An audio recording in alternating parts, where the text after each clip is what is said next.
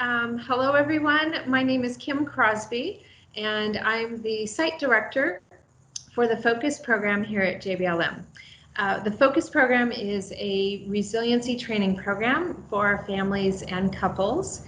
And I'm going to give a presentation today around building personal resiliency. So I'm going to be sharing some of the skills and tools that we use in the Focus program with our families and couples. And these are tools and skills that you can use for yourself, or you can introduce them to your family or your partner, your spouse, if you'd like to. And toward the end of the presentation, I'll tell you a little bit more about the Focus program itself. So I'm going to be admitting people throughout our session. Hopefully, I'll do that in a smooth way. So let's get started. Okay. So going over the workshop goals, a couple of things that I want to cover today in my time with you is one, to talk about what resiliency means. It's important that we have an idea around resiliency. I know we say that word a lot in the military culture, but it's important to take a moment and realize what exactly is resiliency? Are we all on the same page and understanding around that? I also want to ask you all to share at a different point in the program, in the presentation, some current strategies that you already use for building and maintaining resiliency. These types of virtual presentations can be a great opportunity to share some of your ideas. So I am going to be asking at different points for some brave souls to unmute and share some of your thoughts and opinions. So I'm hoping we've got some of those brave souls listening in today and watching. And then I'm also going to share some extra skills and tools that we do in the Focus program that are meant to kind of help build resiliency. And then I'll wrap up with talking about the Focus program and what we offer here at JBLM for families and couples.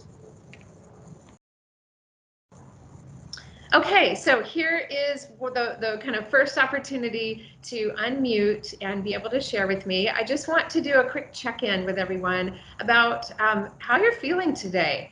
And so these little guys on the screen, we call them our Focus Feeling Foxes.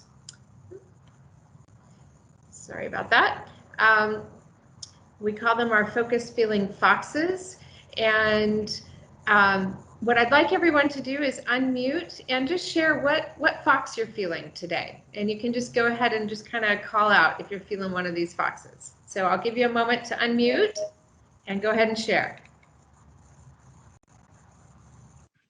I just feel calm. Calm, okay. I'm a tired fox today. Tired fox today, okay. Who else? Happy. Happy. Okay, so we've got a tired fox, a calm, happy. Anyone else want to share?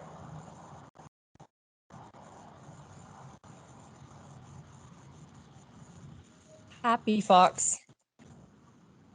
Happy fox. Okay, great, good. So I'm the excited fox. I am excited to be here to be able to present to you all. And I'd like to share this handout because it can be a good tool to just start off with some basic communication and encouraging family members to share how they're feeling. So you can share this with your children, you can share this with your partner. It can be a good way to open up conversations, or just to do something kind of fun with the family, to be able to say, you know, which fox are you feeling? You could also say, which foxes are you feeling? Because we want to honor that sometimes people have more than one emotion at the same time. So it could be a good chance to kind of recognize that, especially for children, to be able to say, I'm feeling tired fox and confused fox, and these are the reasons why.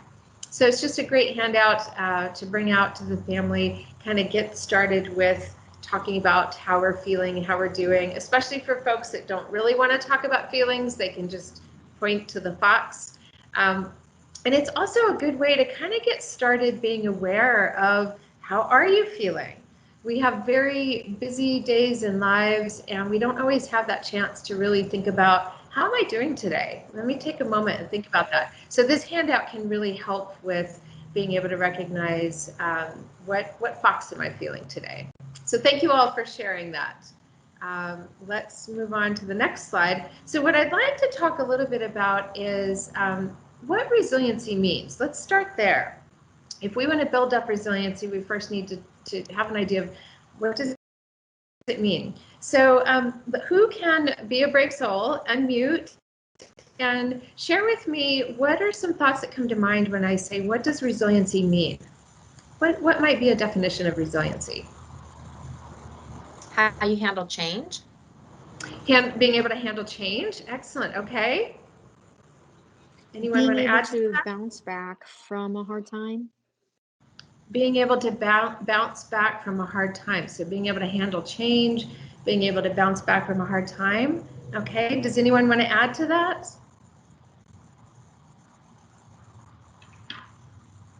I think those are definitely good ways to describe resiliency. Here's a couple of kind of additional thoughts. Oh, I see, Susan, you are raising your hand. Do you want to share some additional thoughts? Yes, I was just going to say having the tools to be able to handle an unexpected situation or bounce back from something. So just being able to hit it head on instead of being proactive instead of reactive. Absolutely. So I think that phrase of bounce back, that's such a good way of describing resiliency. And in the middle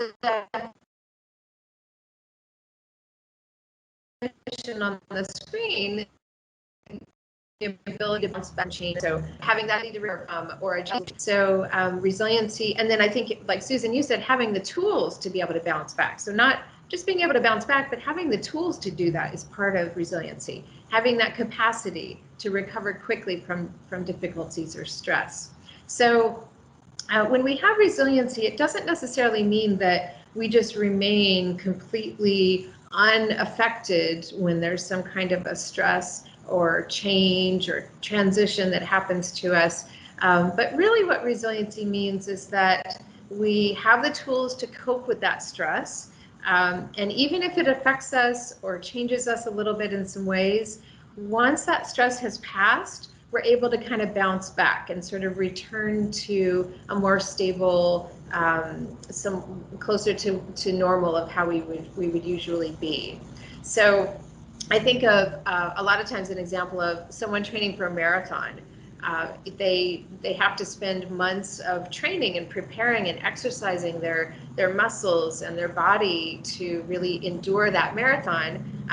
And when they go to run the marathon, they may become injured. There's certainly a possibility, no matter how much training that person does, they may still have an injury during that marathon. But all that training that they did to prepare for it is probably going to make the recovery process much smoother, much faster. And whatever injury may happen during that marathon, it's probably going to be a lesser injury than if they hadn't trained at all and they woke up the day of the marathon and just ran.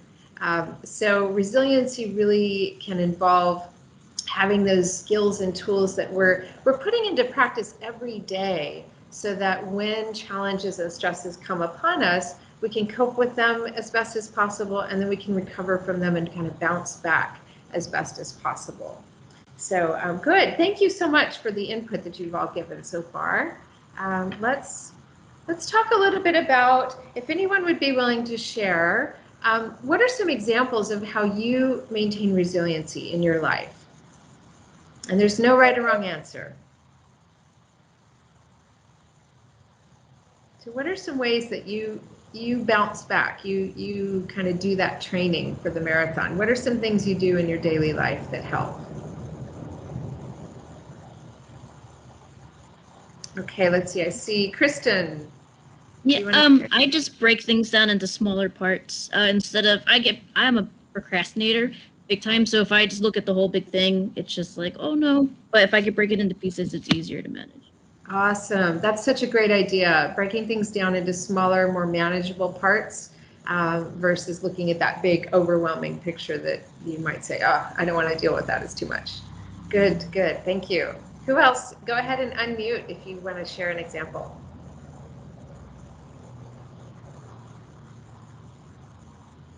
Looks like Chris, you've got your hand raised. Yeah, just staying healthy is a great start because then you can handle, you're not bogged down by other things already. Just if you can keep a healthy attitude and keep your body healthy.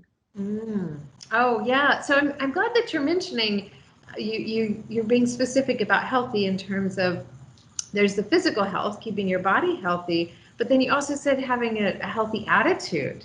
So it sounds like there's kind of the mentally healthy part and the physically healthy part. Absolutely. So just kind of overall staying healthy is going to help increase that resiliency so that when things do get really tough, you'll be able to cope with it a little bit better than if you weren't taking care of your health. Anyone else want to share examples of how you maintain resiliency in your daily life?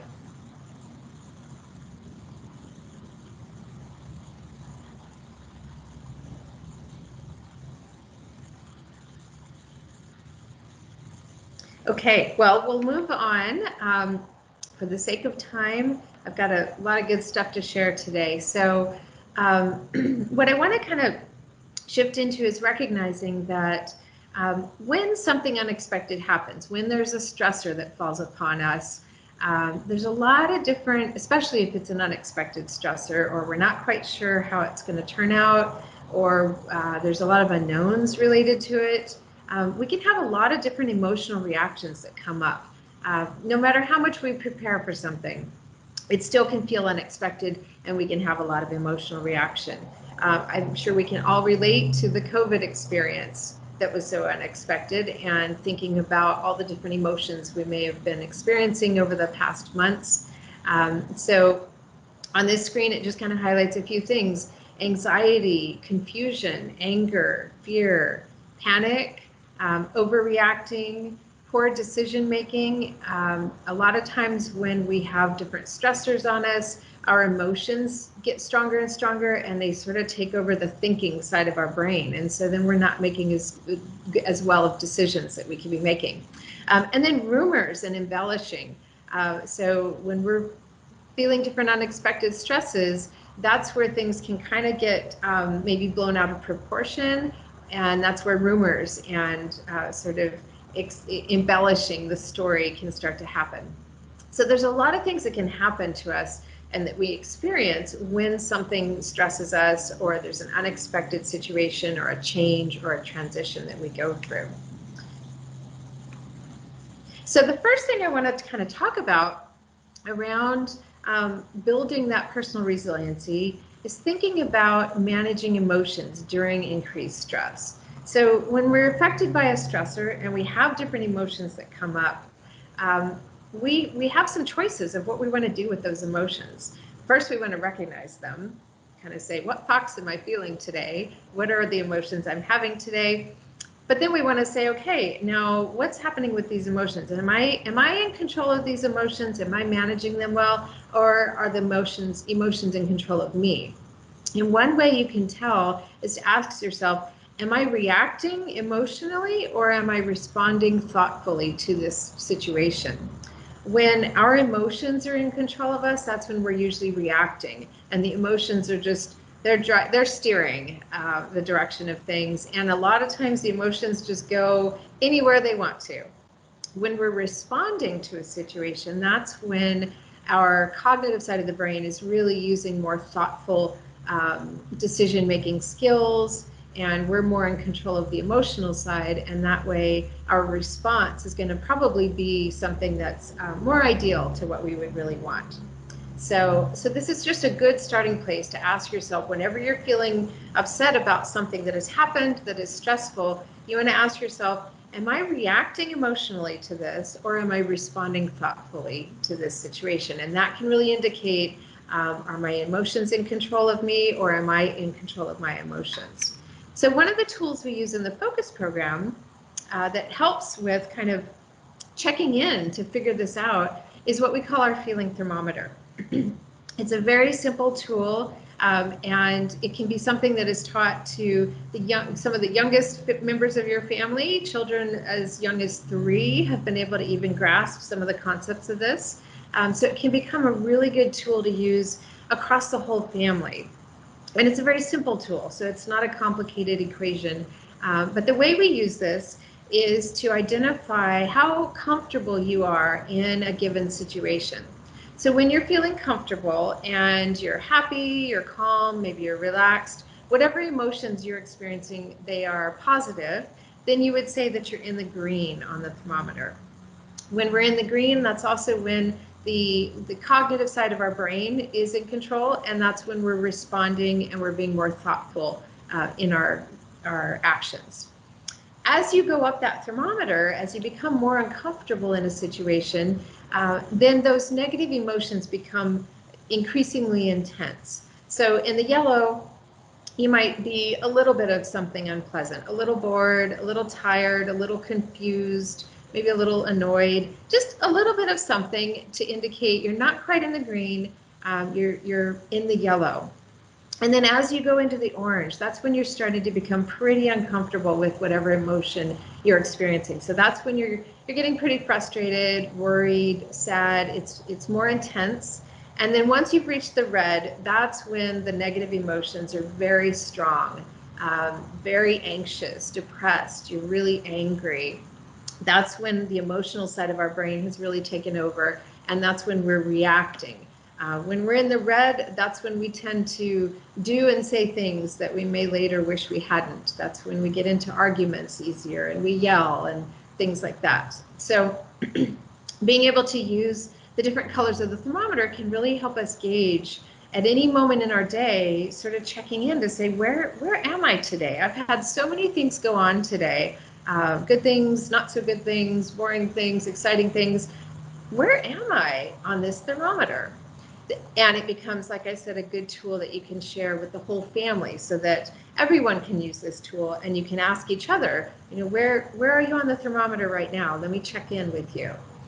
The nice thing about it is that it's just based off of colors and numbers. So children don't have to have complicated words to figure out how they're feeling. If they're just able to say, I'm in the orange, or I'm at the 50, or even if they can only grasp the green at the bottom and the red at the top because the middle can be a little complicated, that's still a really helpful way of encouraging that sort of self-check-in, that self-awareness of what's happening with me in relation to a situation.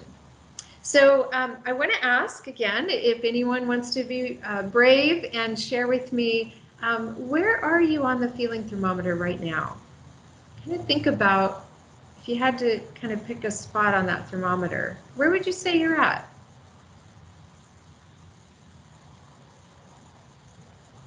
Well, right now in the class, I'm comfortable and I'm happy, calm, and relaxed because I'm in my own house. Okay, nice. So it sounds like you're in the green. That might change though if I was with everyone else, because I don't know anyone else, so I would be more uncomfortable or slightly uncomfortable just because I wasn't familiar with the surroundings, I guess. Right. Yeah, absolutely. There's unknowns in not having a familiarity with something, and that can start to raise or elevate us on that thermometer a little bit. Good example. So I would imagine if I said everyone has to turn their video on right now so we can all see each other, that would probably raise you all up on that thermometer a little bit, right? So thank you for sharing that, Chris. Who else would like to share? Where are you on the thermometer right now? Oh, there she goes. I love it. Anyone else want to share?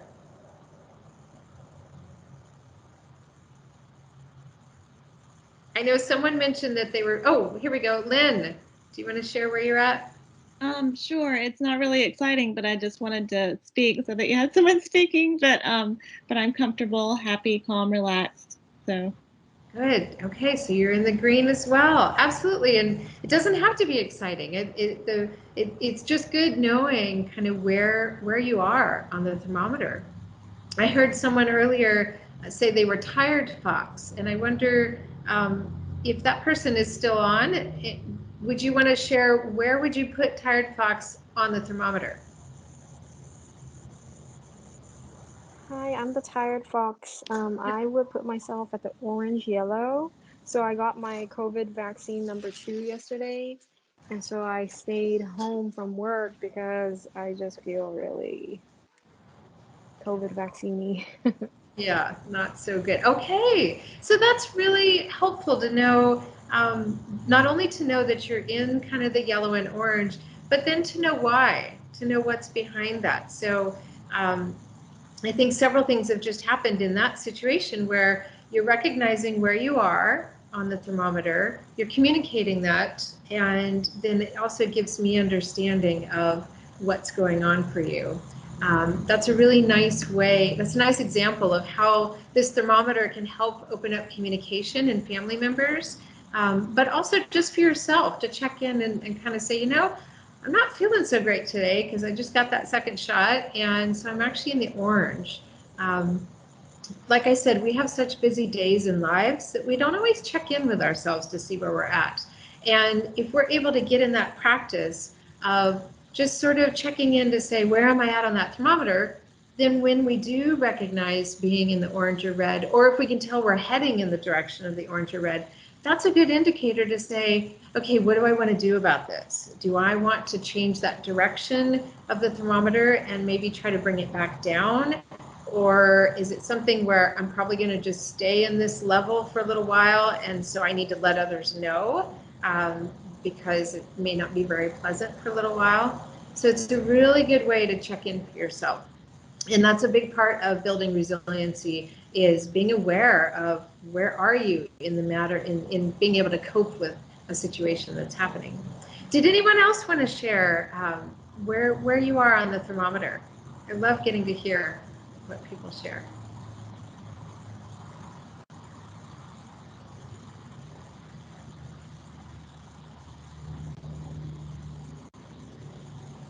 Okay, well, we'll move on. But like I said, this is a good tool to use for yourself. You can teach it to your family members. You could draw up a thermometer to put on the fridge, and then every night at dinner with the family, kind of have everybody talk about, okay, where are we all at on the thermometer? Did anyone go anywhere else today on the thermometer? Sometimes it's really helpful too if someone says, I'm in the orange or red, but I don't want to talk about it right now. That's okay, because I don't want to hear you talk about it if you're in the orange or red, because you might not come off very well. That's where your emotions are really strong. So I'd rather you tell me, I'm in the red and I need to do some things to come back down to green, and then I'll tell you what's going on. So it's also a nice way to let people know what you need if you're not ready to talk about something in that moment, but you don't want to leave them wondering what's going on. So let's move on to the next slide. So I just like to show this one again, how it can work really well in conjunction with the thermometer, where you can ask someone, which box are you feeling, and then where would you put that on the thermometer. So it really starts to build this nice awareness of what am I feeling, and then where does it fit on that gauge of how well I'm coping in that situation. Okay, so let's talk a little bit about when you're in the orange and the red on the thermometer.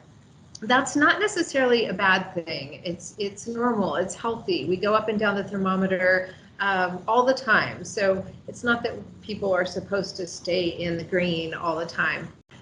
But it's important to recognize if we are in the orange and the red for long periods of time or frequent periods, and we're not getting enough moments of kind of dipping down in the green and refueling, then it can really start to take an impact upon us and the way we interact with others. And that's where it starts to kind of weaken that resiliency that we have. So our physical, emotional, and mental health can be impacted.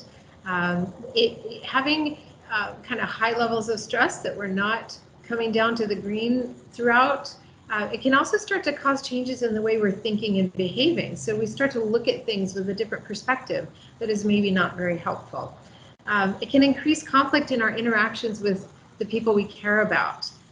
When you walk in the house at the end of a really long day of work and you don't realize you're already in the orange, then maybe an argument can happen very quickly the moment you walk in and you start having a conversation with your spouse about something one of the kids did that wasn't very good that day. And then later you may think, gosh, why did I react so intensely? It might be because you were already elevated on that thermometer. So that's another reason it's important to kind of be aware of where you're at.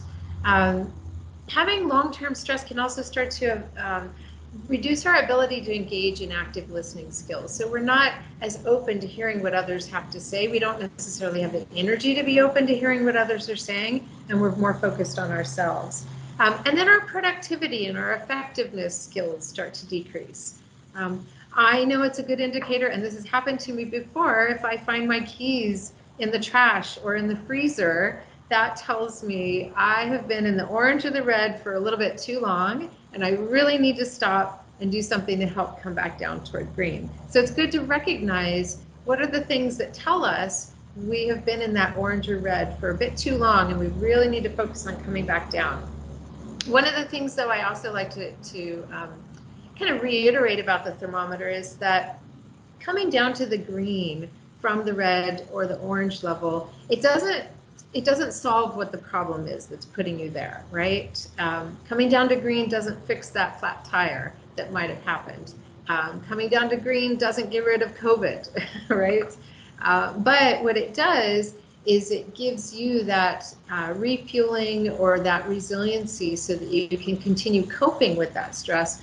Or it also brings you down to the green so that you can be more thoughtful and really problem solve whatever that situation might be versus staying in the red. So there's that real benefit of trying to come down to the green even while that stressor is still happening.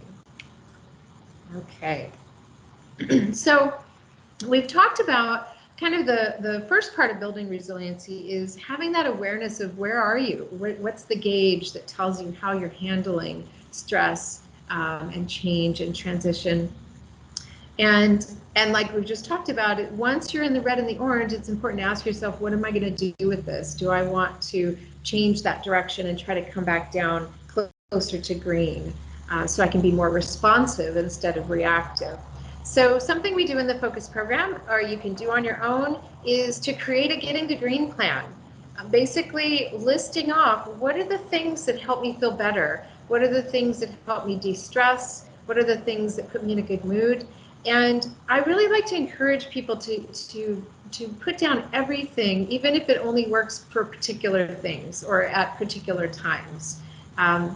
It's important to have as wide a range of getting to green items as you can, so that during any given situation that's putting you in the red or the orange, you could look at that list and you could say, okay, what's the thing on here that's going to help me the most to come down to green? This is something that can be a fun activity to do as a family or as a couple, or to have each family member do their own. You could have a poster board for each family member to draw pictures or blue magazine cutouts of all the things they like to do that help them to come to green, and then you can share it with each other. It becomes a nice way to educate each other on the things that work particularly for them. And it's also a nice way to honor that everyone is different. So what works for you might not work for me, and that's okay. So on this screen, I've got a list of different things you can do by yourself, things you can do with someone else, things you can do with your body, things you can do with your mind. So if anyone would like to share, what's something that stands out on here that is maybe already a part of your life, or something that's not on here that you do that helps you feel better, it helps you come to green or helps you de-stress? Would love to hear if anyone would be willing to share.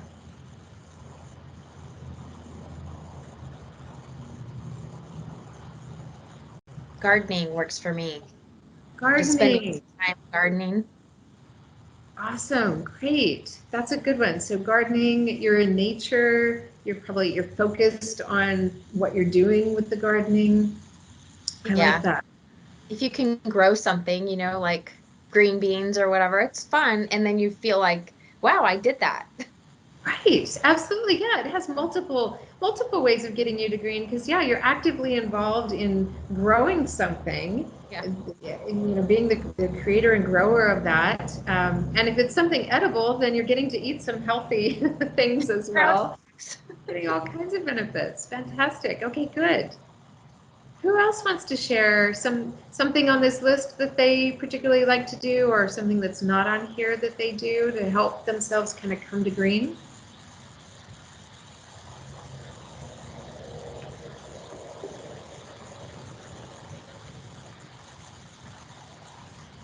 One of the things that I'll do was just look for a project that I haven't done or completed in a while and go fiddle with that for a little bit just to disengage for a while. Oh, I like that. I like that you said that word, disengage. Because I think that's a great idea, is looking for a project that you haven't done in a while or that you've been meaning to do, to disengage, to kind of give your brain that opportunity to separate from being stuck in the red and the orange, and just take a moment to disengage, to do something that's focused on something else. It gives you that opportunity to come down to green, and then you're probably going to be better equipped to return to that situation and figure out, okay, how am I going to get through this stressful thing or this challenging thing? So I think that's a great idea. I know a lot of times people will say, well, I do this particular thing to distract myself, and they seem to feel guilty about it as though it's a bad thing. And I always say, well, it's not bad to distract yourself if it's meant to help you come down to green so that you can then return to that stressful situation and cope with it better. It may not be a good thing to distract yourself to just keep avoiding something, but if you're using distraction to give yourself that breather and then return to the situation, that's a great idea. I think something that I've heard a lot of people use, and I use for myself, is sort of just having a mental kind of motto or phrase that you can tell yourself. So I use the phrase, this is temporary, this isn't going to last forever. And so whatever situation I'm in, no matter how stressful it is, and I'm not sure how I'm going to see my way out of it, or if it's ever going to end, and I'm just feeling overwhelmed, if I just verbally out loud say to myself, Kim, this is temporary. It will not last exactly like this forever. Just by doing that, it helps me come down that thermometer a little bit. And so then I'm giving myself a little bit of resiliency to cope with whatever is stressful for me. So even having a mantra or a motto can be a good thing to add to this list. So I want to encourage you all to think about creating your own getting to green plan. Ask yourself, what are all the things I can think of that help me come down to green? Even as little as brushing your teeth every day. How good does that feel when we brush that coat off of our teeth if it's been a while? It feels refreshing. That alone is something that we're doing to keep our resiliency going, something that is helping us come closer to green and feel better. And then that can help us get a little more motivation and energy to keep plugging through whatever it might be. So, so do that. Try to create a getting to green plan for yourself.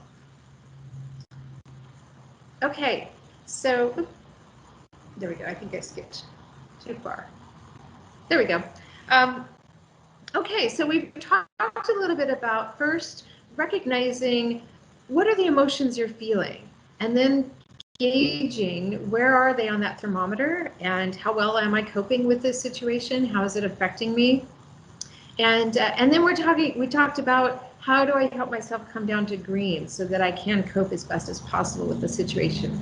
So now I want to shift into another area around building resiliency, which has to do with communication skills.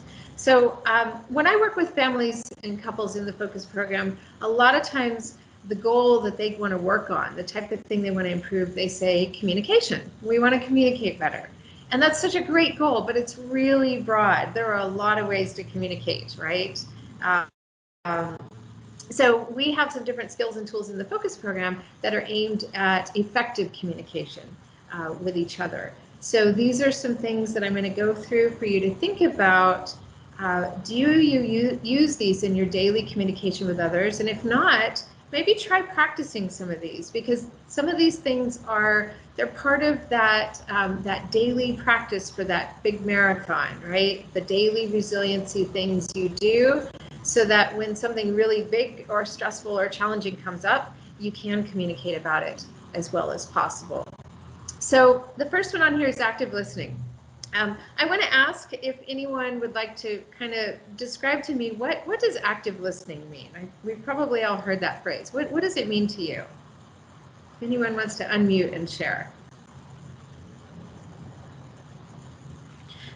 I would say that it's taking what the person's saying and reflecting it back, which is actually something I was going to say we do in our house. We use that phrase. I now I heard you say, or something to that effect. And it's kind of frustrating to be slow when you're like excited to talk about something, but it does help maintain like level conversation instead of getting too angry or anything. Mm-hmm. Oh, I love that. I love that you're doing that in your family, and you're recognizing that sometimes it's challenging because you might be really excited to talk about something and you got to slow down to make sure that everyone's understanding it. But what you're doing is you're recognizing that it's more important that everyone understands each other and is on the same page than the excitement of just getting it all out, right? If everyone's not on the same page and doesn't understand the same conversation, it's probably not going to go anywhere very productive. So, so active listening is when you're doing different things to really show the other person you are present, you are there to hear the message that they have to say because you want to understand it. Showing another person that you understand what they're saying is one of the most valuable pieces of communication that we can do. It doesn't mean we have to agree with what the person says, but if we can't let them know that we really understand them, we can't really move forward in a conversation. So active listening can be all the head nods, the eye contact, putting away devices when someone is talking to you. Not because you can't multitask. I think we're all probably really good at multitasking these days. But really the message is that you want that person to feel like you're really listening to them. And they're probably not going to feel it if you're like on your phone and eating something and I hear you. So you want to put away the distractions. Body language can say a lot in active listening. If you're slumped or your face is kind of like, okay, talk to me, that's not going to be very open and welcoming to understanding what someone's saying to you. Paraphrasing, I think it sounds like that's what you had just shared is basically taking what someone is saying to you, putting it in your words and giving it back to them. And that phrase of like, what I heard you say, or what I think I say is such a great way to do that. It can feel awkward if it's not a natural part of your conversations or your language at home, but that's just a great way to really make sure you're on the same page with someone, is just to say, okay, so what you're telling me is blah, blah, blah. Let me know if I got you correctly. And then the person can say, yes, you got it, or no, let me try again. Reflecting is very similar, except that when someone is telling you something, when you reflect back to them, you are kind of guessing what is their emotional experience, and then you're giving that back to them. So if your spouse comes home and is talking about a really long day at work and is stressed and tiring and had all these projects to do and lots of interruptions, then a reflection could be, wow, it sounds like you're really frustrated and stressed right now. So I'm not paraphrasing back all the things that happened in that day. I'm reflecting back the emotion I think that person is feeling. And that can be very validating to have that experience of, wow, you really understand how I feel given everything I've just told you. Another really easy communication skill is just asking for clarification. Asking the other person, wait, I'm not quite sure I understand. Can you tell me that again one more time, or can you put it in different words? I'm not quite catching what you're telling me. So just making sure that you really are asking yourself, am I understanding what this person is telling me? And maybe I need to ask for some clarification on it. Being curious, the next one on our list. This is one of my favorite ways to have effective communication with someone, is just being curious about their thoughts, their ideas, their opinions. An example I like to use is, let's say you're watching a movie with someone and you're both sitting on the couch, you're staring at the TV screen, you're watching the movie, and when the movie's over, I think typically the conversation would be, I really liked that movie. I loved that one scene, and gosh, that's such a great actor. I really like that actor in the movie. We kind of focus on what our opinion was of the movie. But next time you watch a movie with someone, try asking what their opinion is of the actor or the scene, or ask them, what was your favorite part of that movie? What did you not like? What would you change? How did you like the ending of that? That's a great way to show curiosity in someone else. and help their thoughts and opinions feel valued. And then the last piece of communication is I statements. I imagine probably most of you have heard of the concept of an I statement, but I want to go through it. I want to break it down and go through it a little more in detail, because as simple as it is, it can be incredibly powerful in setting communication up in a way that's going to be productive. And that's what's going to help build that resiliency, especially in a family or between a couple that's going through some tough stuff. So on this slide, it breaks down the steps of what an I statement is made of. So the idea is that you're sharing your own emotional experience in relation to some event, and you're not pointing the finger at the other person. You're not blaming them for how you feel. So there's a few key components in an I statement. One of them is to identify what is the situation. What are you seeing or hearing or otherwise sensing? What emotions are you feeling in relation to that situation? And then what's the connection between the two? Why are you feeling that emotion in relation to that situation? Those are the three main parts to an I statement, but there can also be a fourth piece of kind of talking about what is it you would like to see happen differently to help move the problem forward. So let's say you were coming home from work and you were going to be making dinner early, and your spouse was supposed to have washed and put away all the dishes from the sink. So you come home, and one way to address it could be something like, oh my gosh, you didn't do the dishes. Thanks a lot. That's really helpful for me, right? That's probably not going to set your spouse up for a nice, warm, fuzzy conversation around, oh my gosh, I'm so sorry, I forgot to do the dishes. I'll do them right away so you can get started on dinner early, right? So that's a very blaming, pointing the finger at the other person kind of statement. But an I statement is something like this. When I saw the dishes in the sink, I felt very disappointed and frustrated. And the reason why is because I was looking forward to getting dinner started early tonight so that we would have time to watch a movie together later and maybe cuddle on the couch or something like that. So that is probably going to offer up a more productive conversation for the spouse not to get defensive and to maybe take some responsibility for, oh my gosh, you're right, I completely forgot. I'm so sorry, let me go wash the dishes right now, or let me help you with dinner to help speed things up. So using an I statement, again, is really focused on identifying your own emotional reaction to another situation and explaining that connection, and then maybe adding in what is it you would like to see different, or what kind of solution are you thinking of. An I statement can also be a great way not to just confront someone about something that might be kind of challenging. It's also a great way to give appreciation and compliments to people. So to be able to say thank you to someone, thanks for doing that. That's a nice thing to say. We always want to say thank you for the things people are doing, or I really appreciate that you did that for me. That's a great thing to do. But if you put it in an I statement, it can really expand the value and feeling and experience of that appreciation. So to be able to say, when you came home early and started making dinner right away, I felt so loved and cared for, because I know that you had a really long, stressful day and you were still able to make that happen because you knew I would really appreciate it. Thank you so much. So to be able to say all of that can help someone else feel the depth of that appreciation versus just, thanks for making dinner. That was really cool of you, right? That's a good thing, but to really add in that emotional connection can be really valuable for someone.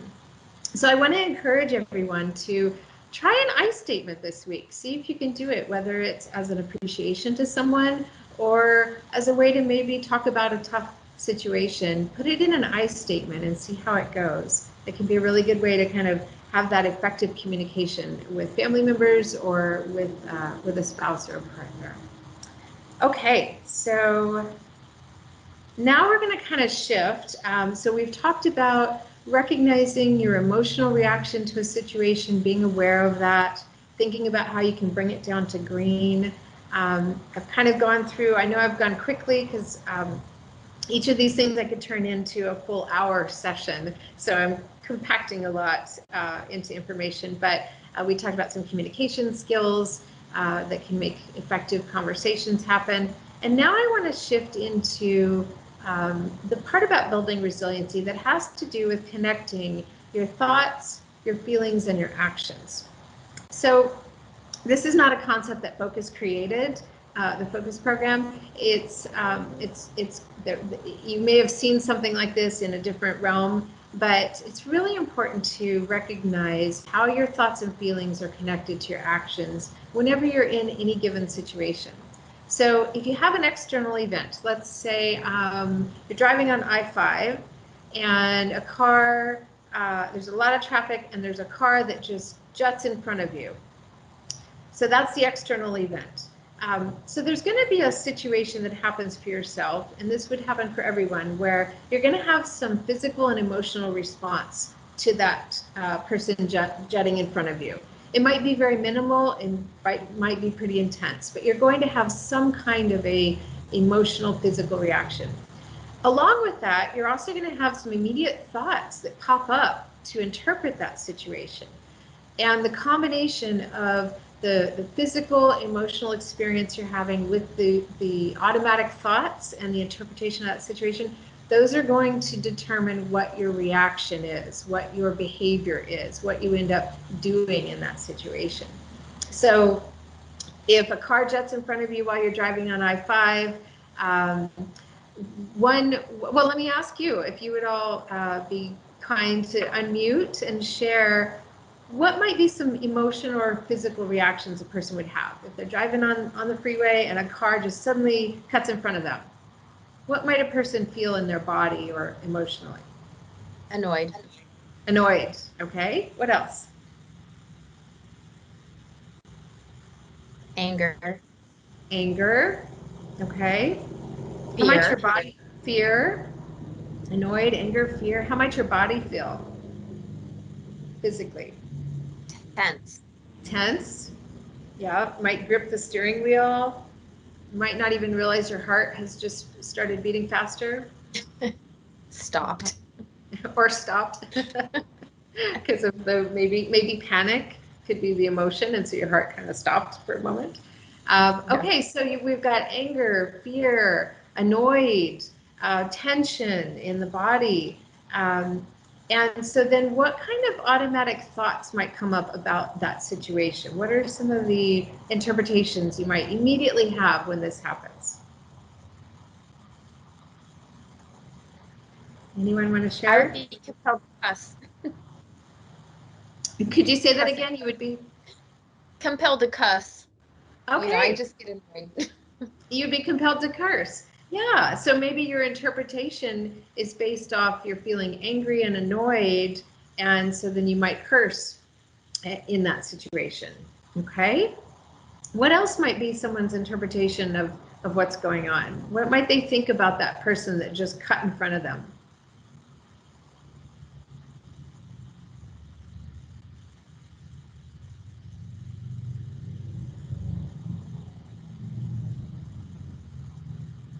I'm thinking about if the emotional reaction is anger and annoyance, then one thought might be, oh my gosh, what a jerk. What an inconsiderate driver this person is, right?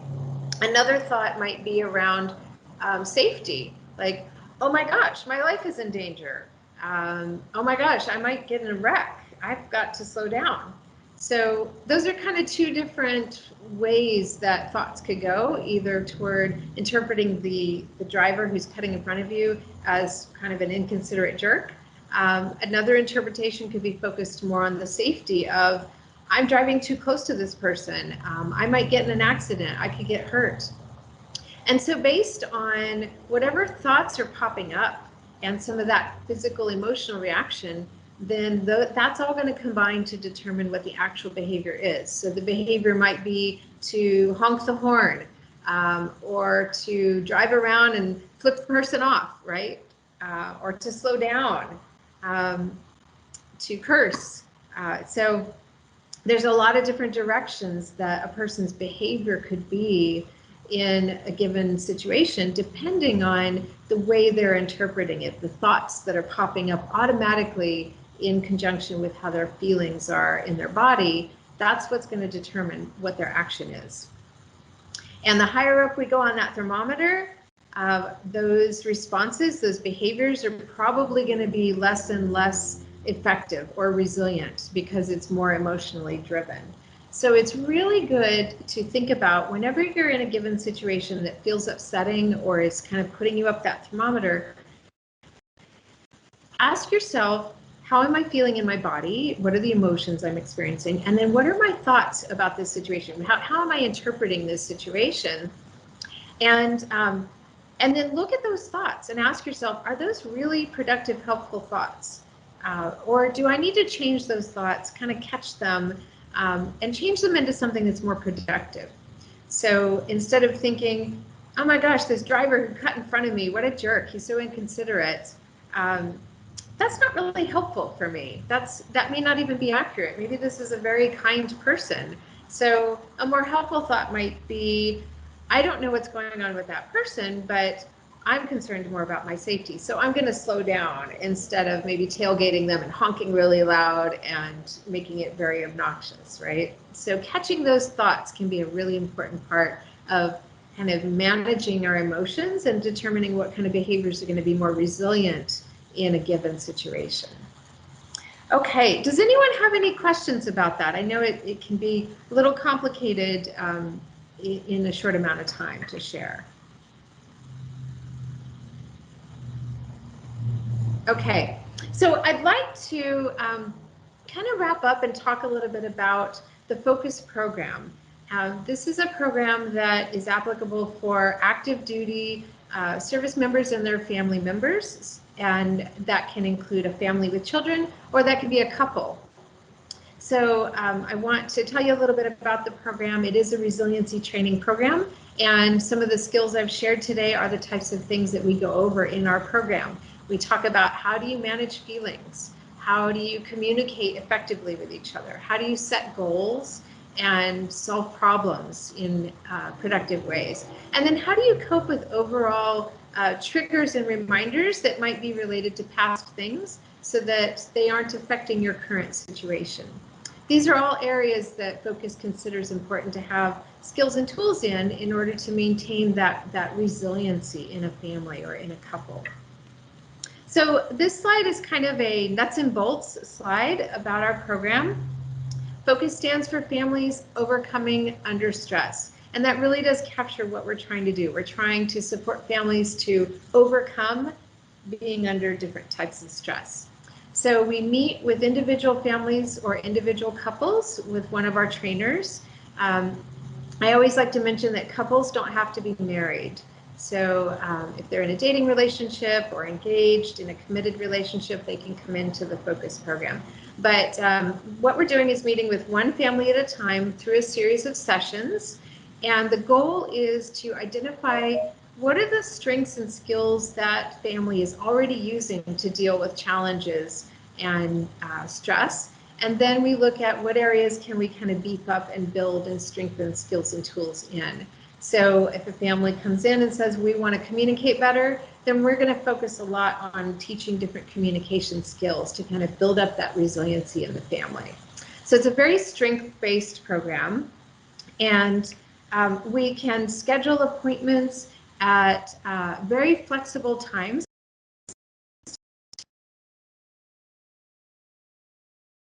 Friday nights at 6:30, I've met with many families and couples. We want to be as flexible as possible. And one of the important things to know right now, because of COVID, we have two options to be able to serve families and couples. One is in our office. We are physically open to see families and couples. We do follow safety protocols around COVID. Everyone does have to wear a mask, but you can come into our office if you want to with your family or your partner. We also are offering video teleconference sessions through Zoom, and we call it Telefocus. So we're able to offer either direction, whatever is most comfortable for you. We also have found with Telefocus that sometimes if a service member or a family member is geographically separated, that's a great opportunity to connect everybody through Zoom, even though they may be physically separated from each other.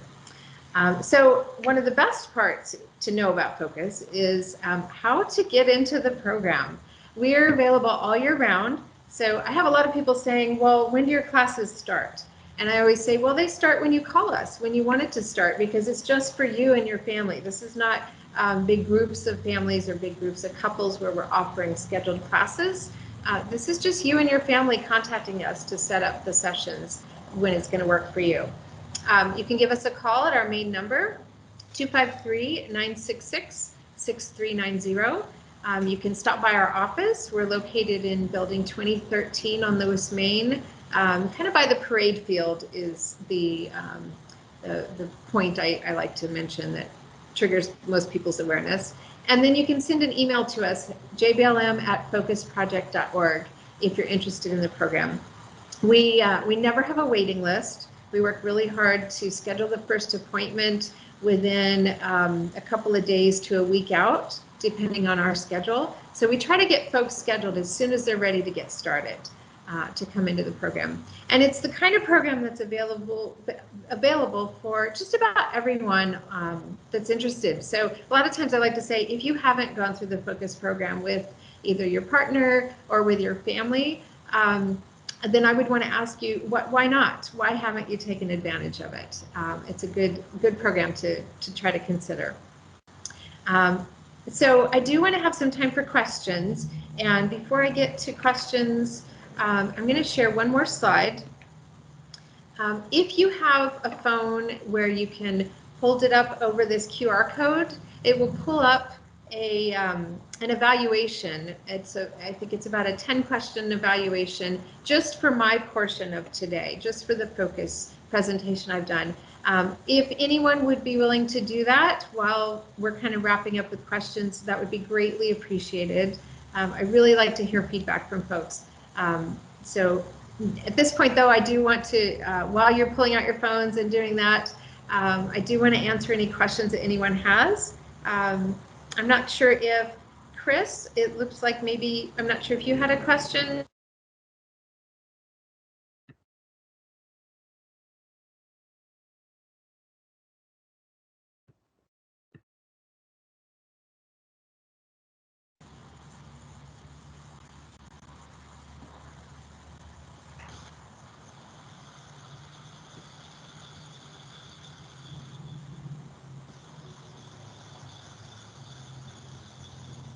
And I also just want to say thank you so much for your input. I know sometimes doing the virtual sessions can, well, it takes away the sort of in-person experience that we get. So I really appreciate the input that you all have given today. I do hope that you've been able to take something away from this presentation, whether it's using that thermometer to check in for yourself on how you're handling stress. Where are you on that thermometer? Whether it's making a getting to green zone plan of what are the different things I can do to help myself come down to green. Whether it's using some of those effective communication skills, trying out an I statement with someone, or whether it's sort of catching your interpretation and your automatic thoughts in a situation so that you can say, okay, wait, are those thoughts really helpful? Maybe I need to rephrase them in a way that's going to be more helpful so my actions are more resilient. So I hope that you will take away something from here, and if anything did sound interesting and you're interested in going through the Focus program with your family or with your spouse, your partner, don't hesitate to give us a call, send us an email, and reach out to us. We'll look forward to seeing you soon. Okay? All right. Thank you so much for your time. Thank you. Thank you. Okay, thank you. Thank you. Great info. Awesome.